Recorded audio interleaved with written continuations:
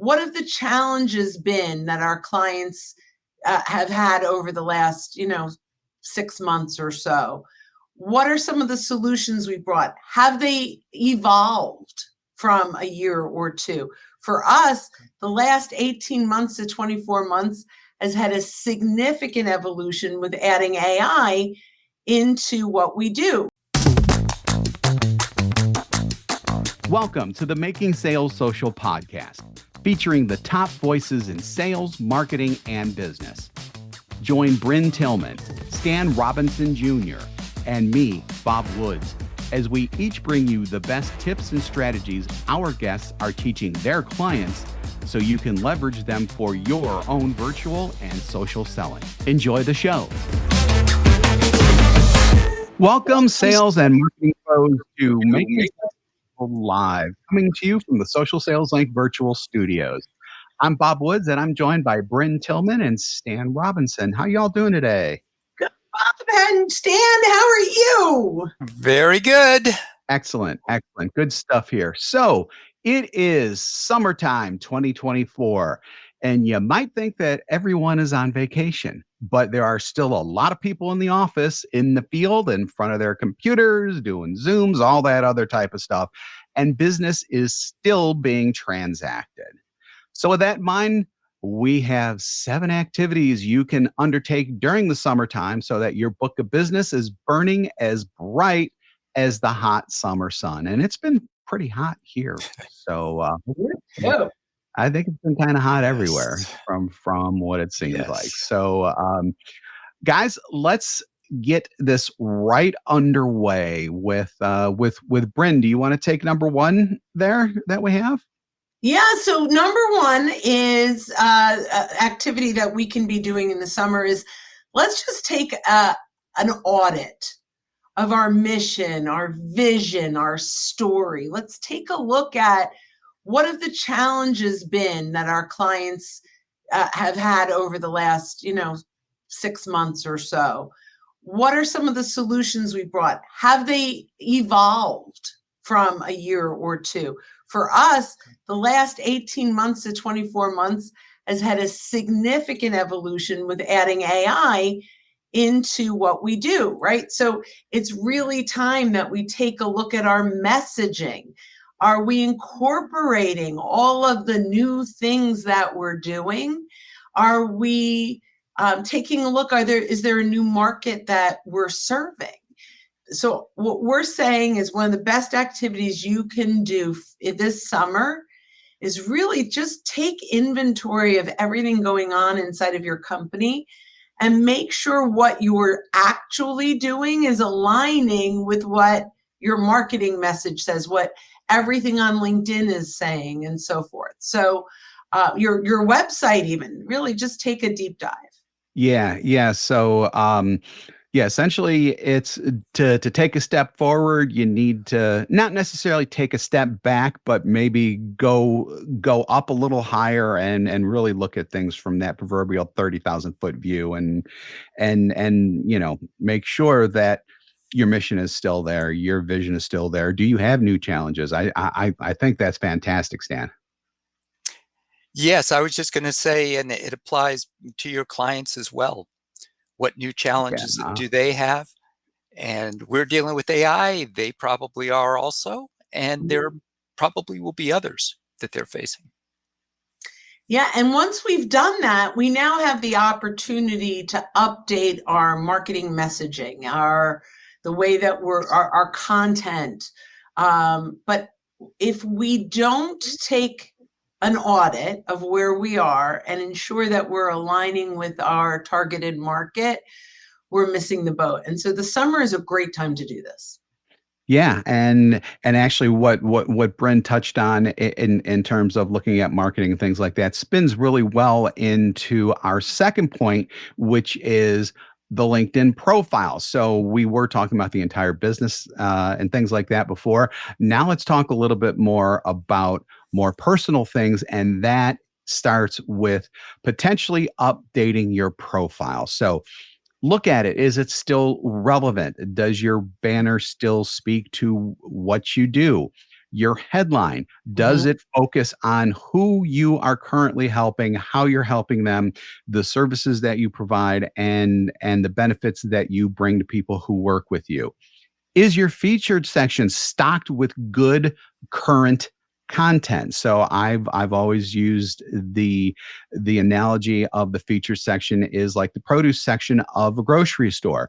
Do you have the freshest, best stuff out there that people will see as appetizing? And of course, in this vein, with the type of content that they can use, that they want to consume, that they need to consume for them to be successful in their businesses. So, I mean, look at every single thing in your profile, spin it up to what Bren was talking about before, as you evaluate your mission, vision, challenges, and all that stuff, you can bring that entire thought process down to the more granular level with your profile as well.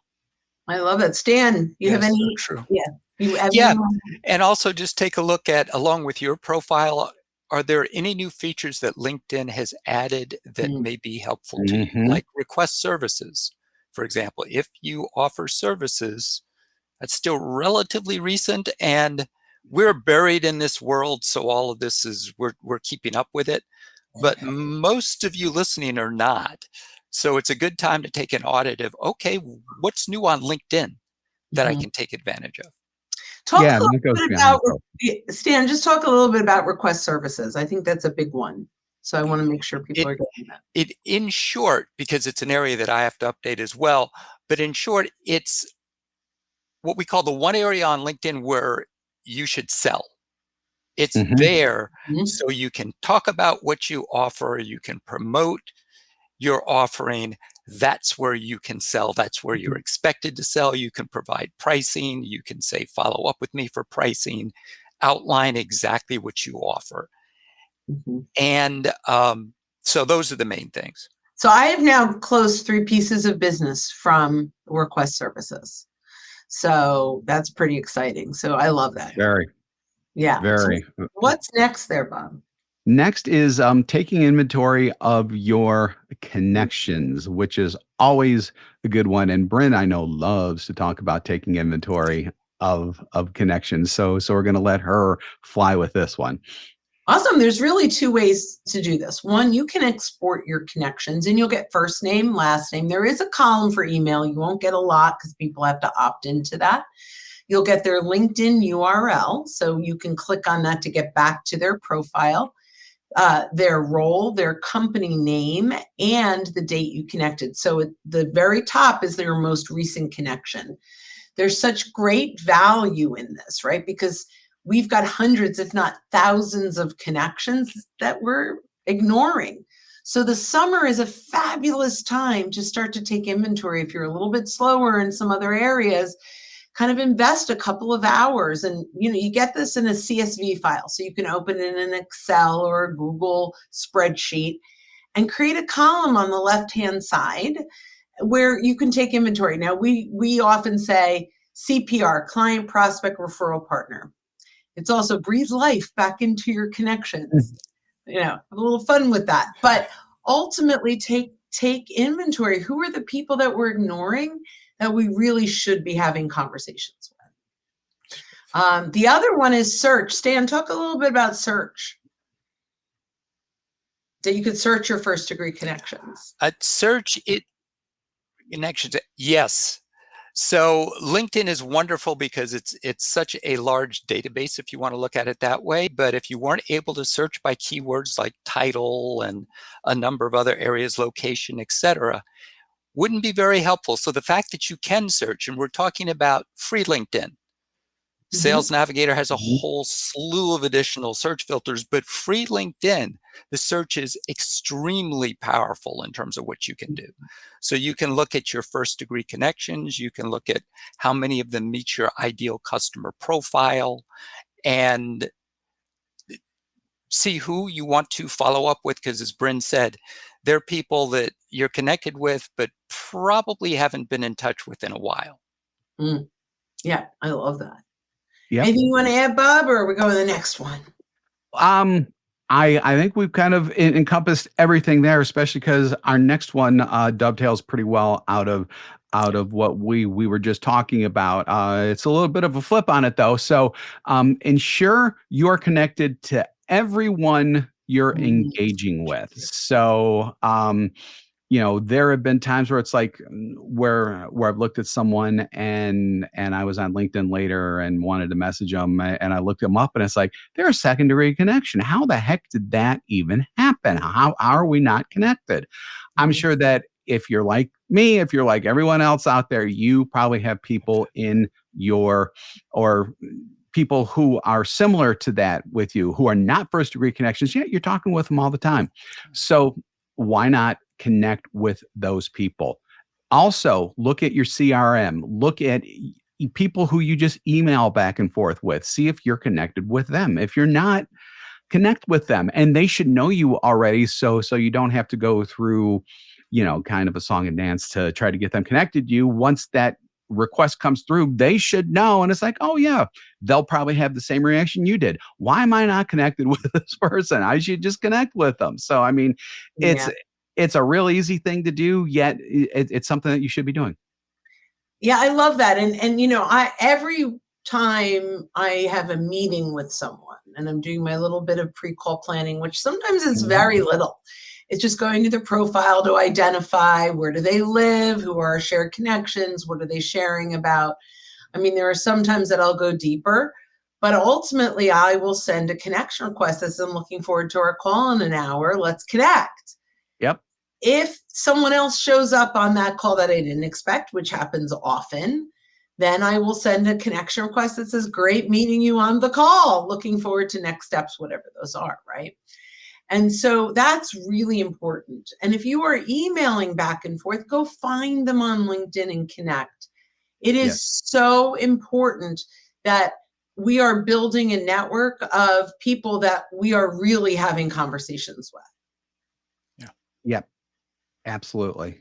Absolutely. And then also just keep in mind that, sometimes um, you have to discover the channel that people want to communicate with you. So sometimes it's text, sometimes it is LinkedIn, sometimes it is email. But make sure that you're at least connected or at least know how to get in touch with them, but then also know which form that they like to communicate in the best, which channel, which we're using channel a little bit differently here than what we normally do, but it's same type of thing. Someone Yeah. wants to text all the time, text them.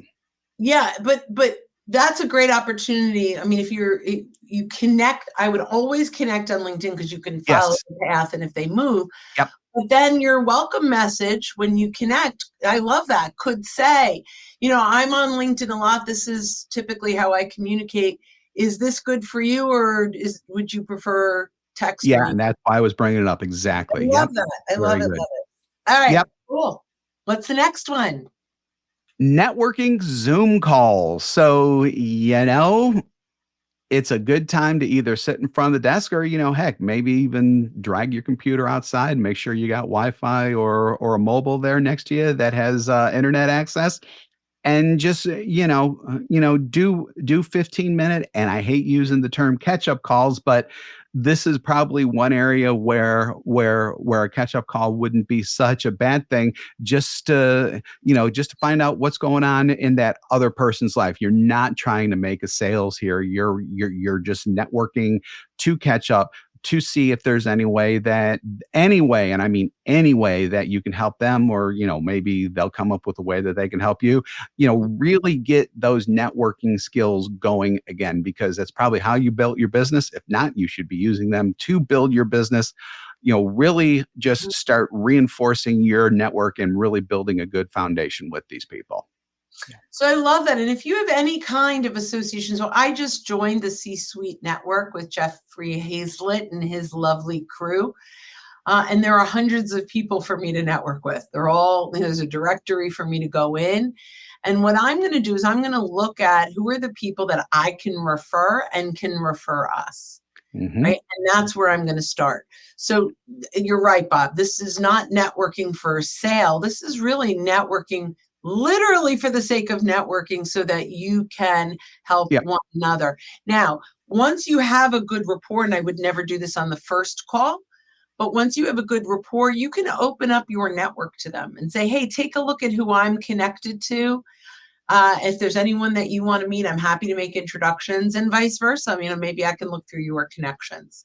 They'll probably just offer anyway at that point. But I think really summer is a wonderful time to do these networking calls. And, I'm going to just say for a second, a lot of folks will say, well, no one's around. Well, there are arguably 10 weeks of summer. We're already through a few of them. Mm-hmm. People typically go away for 1 week. Yeah, exactly. Right? So that means that only 10% of the people are gone the week that you're trying to network. So just keep that in mind, that just because it's summer doesn't mean that people are not around. And networking is great. This is a wonderful opportunity because you won't maybe feel the same pressure as during the rest of the year to make sales, but you can set up your September to be incredibly successful. Yeah. Absolutely. Stan, you have anything to add to that? Just that it's a great time to nurture relationships, and that's what we've been talking about. Yeah, nurture is a great word here. Mm-hmm. And speaking of relationships, next one is all about determining who is within your social proximity and then warm market prospecting. So warm market prospecting is those second degree connections. That's what we call the warm market because you know someone who knows someone, essentially. It's not who you know, it's who they know, as I used to put it once upon a time, and that's definitely in play here. Yeah, I love this. And Stan, do you want to add to this before I kind of go off on my thing? No, jump right into it. Yeah, so we talked about networking partners, but let's talk about your clients. This is a great opportunity to search who your clients know that you might want to meet. And, a lot of times as salespeople, we will ask our clients, who do you know that could use my products or services the way you have? And they kind of shrug and say, I can't think of anyone. Well, if we have a list of 8, 10, 12, 20 people, and I just say, Mr. Client, I've really enjoyed working with you. I'm glad we've been able to have such success with X, Y, and Z. I notice you're connected to quite a few people that I'd love to get in front of. Can I run these names by you? So you just run the names, and if there's 20, maybe there's 2 or 3 introductions, or maybe if there's 8 or 10 people, we can ask permission to drop their name. So when I reach out and I say, hey, Bob, Stan Robinson and I were chatting the other day, your name came up in conversation. He says, hello. I've been working with him for the last year on X, Y, and Z. And he thought I might bring some value to you, whether or not we work together. I'm confident I could bring some insights that can help you do X, Y, and Z.